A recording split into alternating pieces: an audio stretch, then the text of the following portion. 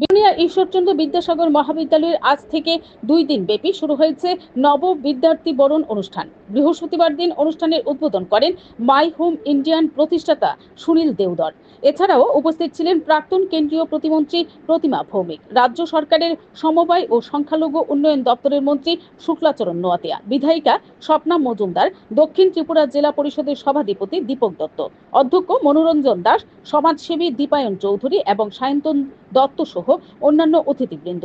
বক্তব্য রাখতে গিয়ে মাই হোম ইন্ডিয়ার প্রতিষ্ঠাতা সুনীল দেওধর ত্রিপুরা রাজ্যে রাজ আমলের শিক্ষা তুলে ধরে শিক্ষার সুনাম করেন।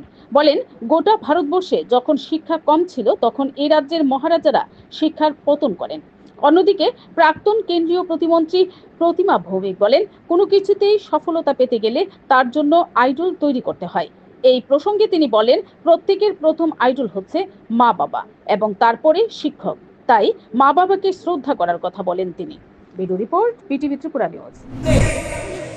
कि बनना कैसे है, हमें कॉलेज में पढ़ने के लिए आना है तो किसके जैसा बनना है, पढ़ाई लिखाई में हमको सबसे श्रेष्ठ बनना है, स्किल्स में हमको सबसे आगे जाना है, त्रिपुरा का नाम रोशन करना है, बिलोनिया का नाम रोशन करना है, ईश्वरचंद्र विद्यासागर जी के नाम से जो महाविद्यालय इसका नाम रोशन करना है, ये जीवन का ध्येय हो सकता है।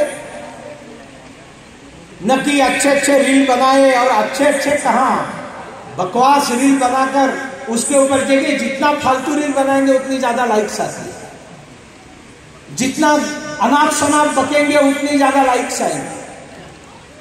अच्छा रील बनाया उसको लाइक्स ज्यादा आई ऐसे बहुत कम होता है, नहीं होता है ऐसा नहीं है, होता है।